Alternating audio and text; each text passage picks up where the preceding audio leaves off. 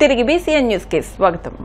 రాష్ట్ర వ్యాప్తంగా సాయిబాబా ఆలయాల్లో గురు పౌర్ణమి సందడి నెలకొంది. గురువారం తెల్లవారుజాము నుంచే సాయిబాబాను దర్శించుకునేందుకు భక్తులు క్యూ కట్టారు. దీంతో ఆలయాలన్నీ భక్తులతో రద్దీగా మారిపోయాయి. పశ్చిమ గోదావరి జిల్లా నర్సాపురం పట్టణంలోని పార్క్ రోడ్లో ఉన్న సాయిబాబా ఆలయం భక్తులతో కిటకిటలాడింది.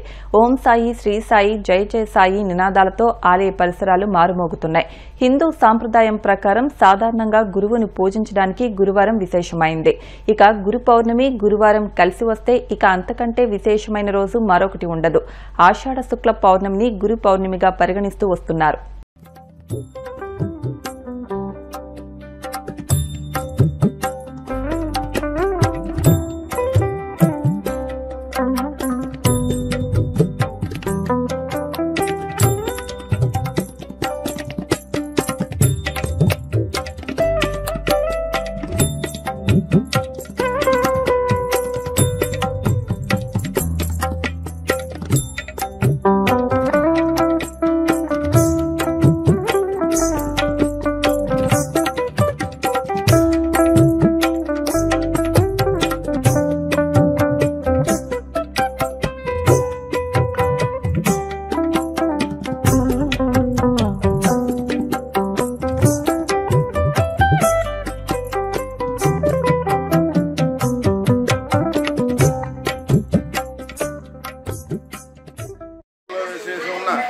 శ్రీ సాయినాథ ఆలయంలో గురు పౌర్ణమి సందర్భంగా ఉదయం స్వామివారికి 5:30 గంటలకు పంచామృతాలతో రుద్రాభిషేకం జరిగింది.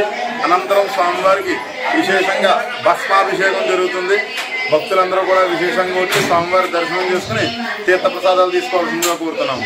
ఈరోజు విశిష్టత గురించి ఈరోజు గురు పౌర్ణమి అనే సందర్భంగా స్వామివారికి విశేషంగా భస్మంతో అభిషేకం చేయడం వల్ల సర్వ రోగాలు నివారణ అవుతాయి. దానివల్ల భస్మాభిషేకం చేయడం జరుగుతుంది. రాష్ట్ర ప్రభుత్వం ప్రతిష్టాత్మకంగా అందిస్తున్న ప్రభుత్వ పథకాలను రైతులు సద్వినియోగపరుచుకుని వారి ఆర్థిక పరిస్థితిని మెరుగుపరుచుకోవాలని ప్రభుత్వ విప్ తాడేపల్లిగూడెం ఎమ్మెల్యే బొలిశెట్టి శ్రీనివాస్ పేర్కొన్నారు. పశుగ్రాస వారోత్సవాల సందర్భంగా జరిగిన కార్యక్రమంలో బీజేపీ నియోజకవర్గ ఇన్ఛార్జ్ ఏతకోట తాతాజీతో కలిసి ఆయన పాల్గొన్నారు. ముందుగా మొక్కలు నాటి గోపూజ కార్యక్రమం అనంతరం రైతులతో ముఖాముఖి కార్యక్రమంలో పాల్గొన్నారు. ఈ సందర్భంగా ఎమ్మెల్యే మాట్లాడుతూ పాడి పరిశ్రమ అభివృద్ది చెందేందుకు రాష్ట్ర ప్రభుత్వం అనేక పథకాలను అందిస్తుందని రైతులు ఈ పథకాలను సద్వినియోగించుకోవాలని సూచించారు.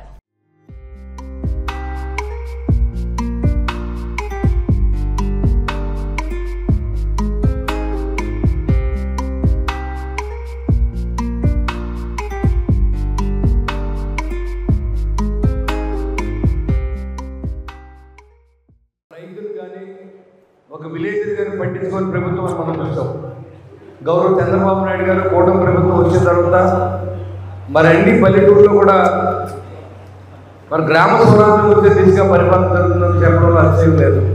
పవన్ కళ్యాణ్ గారి ఆదేశాల మేరకు మరి ఆ గ్రామాలన్నీ అభివృద్ధి చెందే విధంగా దాంట్లో భాగంగా మనం చూసుకుంటే మనకి ఈ పశువులు మేపుకుని జీవనోపాధి సాగించే చిన్న కారు రైతులందరూ కూడా చాలా మంది ఎక్కువగా ఉంటారు. ఇవాళ MGNRC కింద మరి ఆ స్కీమ్లో ఆల్రెడీ మనం గోకుల సెంట్లు ఇచ్చాం. అంతేకాకుండా ఇప్పుడు ఎవరైనా 10 సెంట్ల నుంచి 50 సెంట్ల వరకు మీరు వ్యవసాయం చేత పశువులు మేపుకోవడానికి అవసరం సబ్సిడీ కింద కూడా ఈ ప్రభుత్వం ఇవ్వడానికి కూడా స్కీమ్ అరేంజ్ చేసింది. దాంట్లో భాగంగా తాడేపల్లిలో 130 దరఖాస్తులు వచ్చినాయి. దాంట్లో 9 ఎకరాల రైతులకు సాగు శాంక్షన్ కూడా పంపించడం జరిగింది. అందులో ఇప్పటికే 5.5 ఎకరాలకి శాంక్షన్ కూడా వచ్చడం జరిగింది. ఇవాళ సర్టిఫికేట్ కూడా ఇవ్వడం జరుగుతుంది. ఇవాళ శాతాల ప్రభుత్వం రైతుని పట్టించుకున్న ప్రభుత్వం. ఇవాళ పాలు అమ్ముకుని బతికే కుటుంబాలు చాలా ఉన్నాయి.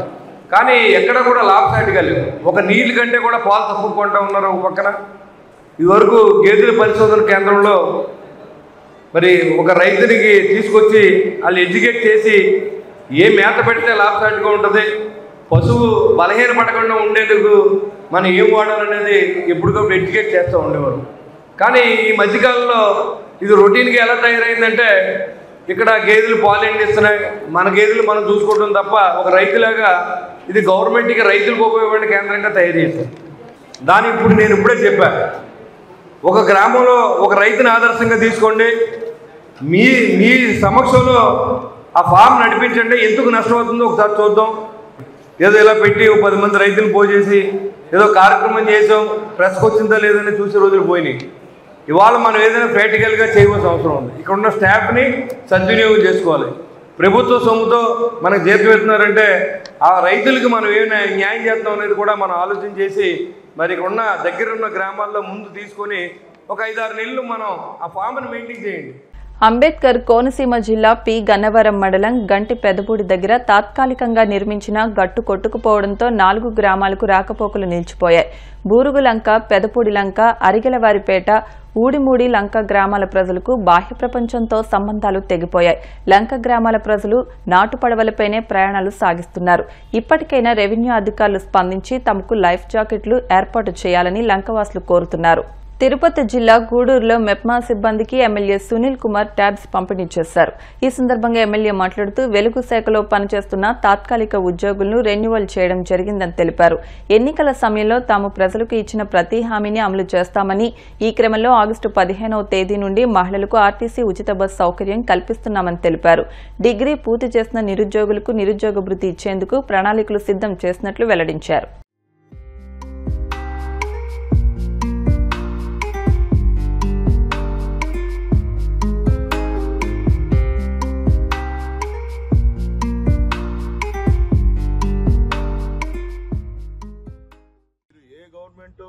మీకు సహాయం చేసిందో ఆ గవర్నమెంట్ ని గుర్తుపెట్టుకోవాలి. ఈ రోజు మనందరినీ కూడా 3 సంవత్సరాలకు ఒకసారి తీసేయాలి మామూలుగా అయితే, కానీ గవర్నమెంట్ మనం కంటిన్యూ చేస్తుందంటే మీపై నమ్మకం, చంద్రబాబు నాయుడు గారికి మీపైన ఉన్నటువంటి నమ్మకం, ఆ నమ్మకాన్ని మీరు నిలబెట్టమని చెప్పి అందరం రిక్వెస్ట్ చేస్తున్నా.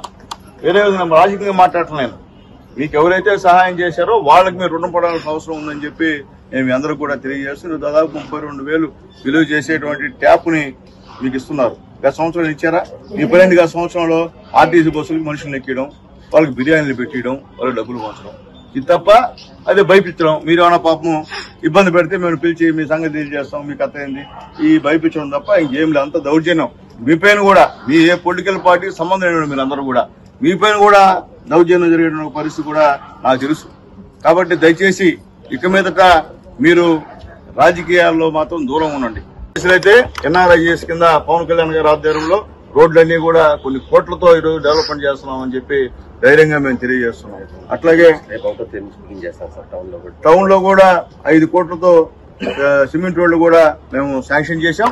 అలాగే సెంట్రల్ లైటింగ్ కూడా ఇక్కడ శాంక్షన్ చేశాం. ఎందుకంటే ఇక్కడ పుట్టాను కాబట్టి, టౌన్ లో ఉన్నాను కాబట్టి, మీ అందరి దయ వల్ల 2వ సారి మళ్ళీ నేను ఎమ్మెల్యేగా గెలిచాను కాబట్టి చేయాల్సిన బాధ్యత నా మీద కాబట్టి ఈరోజు చేస్తున్నానమ్మా. మీ కొట్టే తల్లారా అందరూ మా అక్క చెల్లెలు సమానం. మీ అందరూ కూడా మీకు నా సిన్సియర్ రిక్వెస్ట్, రాజకీయాలకి దూరంగా ఉండండి. మీకు పనిచేసిన వాళ్ళు మాత్రం మర్చిపోవద్దు అని చెప్తున్నా. ఎందుకంటే ఒకవేళ మీరు ఇప్పుడు దాకా ఎట్టున్నారో నాకు తెలియదు. ఇక మీద ఉండండి. మళ్ళీ మేము చూడకూడదు. రాజకీయాలు ఈ శాశ్వతం కాదు. నేను ఓడిపోయినా చూస్తూ ఉంటాం ఎవరెవరని, మళ్ళీ అప్పుడు ఇబ్బంది తీసుకుంటారు మీరు. ఎందుకంటే మేము ఆ కక్ష రాజకీయాలు చేయం కాబట్టి మిమ్మల్ని అందరం రెగ్యులేట్ చేసాం.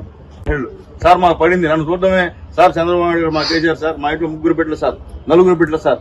ఎందుకంటే చెప్పింది చేస్తా ఉన్నాం. తర్వాత కూడా తల్లి మీ అందరూ కూడా ఆగస్టు 15 నుంచి ఫ్రీ బస్ చెప్పాం. సూపర్ 6 లో ఏమైతే చెప్పామో అవన్నీ చేస్తున్నాం. సంవత్సరం రోజుల కల్లా ఏ ఎమ్మెల్యేలు గెలిచిన ఎమ్మెల్యేలు సంవత్సరం రోజులకి మీ దగ్గరకు వచ్చే పరిస్థితి లేదు. ఈరోజు డోర్ తిరుగుతున్నాం. మేము ఈరోజు చెప్తున్నాం, మేము చెప్పింది బాబు గారు చెప్పింది, పవన్ కళ్యాణ్ గారు చెప్పింది చేశారు, అందుకని మీ దగ్గరకు వచ్చాం. ఇంకేదైనా ప్రాబ్లం ఉంటే కూడా చెప్పని చెప్తున్నాం. అలాగే అమ్మఒడికి సంబంధించిన పన్నులకి డేట్ ఇచ్చి దాదాపు రేపు ఎల్లుండి 10 లక్షల మందికి రాష్ట్ర వ్యాప్తంగా మళ్లీ పన్ను వాళ్ళకు కూడా అమ్మఒడి పడే విధంగా ఈ రోజు గవర్నమెంట్ చేస్తుందని చెప్పి ఎంత మేము తెలియజేస్తాను. తల్లికి వందనం చేస్తుందని చెప్పి అందరికి కూడా నేను తెలియజేస్తున్నా. అట్లాగే తల్లి ఆయన బాబు గారు చెప్పినట్టు చదువుకున్న డిగ్రీ చదివినటువంటి వాళ్ళు ఎవరైనా నిరుద్యోగులు ఎవరైనా ఉంటే వాళ్ళకు కూడా 3,000 రూపాయలు నిరుద్యోగ వృత్తి కూడా ఇచ్చేదానికి లోకేష్ బాబు గారు అంగీకరించారని చెప్పి తెలియజేస్తున్నారు. వార్తలు ముగించే ముందు ముఖ్యాంశాలు మరొకసారి. జనసేనలోకి ఉమ్మడి పశ్చిమ గోదావరి జిల్లాకి చెందిన 4 వైసీపీ జడ్పీటీసీలు కండువా కప్పి పార్టీలోకి ఆహ్వానించిన జనసేనాని పవన్. శాంతి భద్రతలకు విఘాతం కలిగించేందుకు జగన్ యత్నిస్తున్నారన్న మంత్రి అచ్చెన్న. పథకం ప్రకారమే రోడ్లపై మామిడి పండ్లు పోశారని విమర్శ. వైఎస్ జగన్ చిత్తూరు పర్యటనకు అడుగడుగున ఆంక్షలు విధించడం దుర్మార్గమన్న మాజీ మంత్రి అంబటి. పోలీసులతో ప్రజాభిమానాన్ని నిలవరించలేకపోయారని ఎద్దేవా.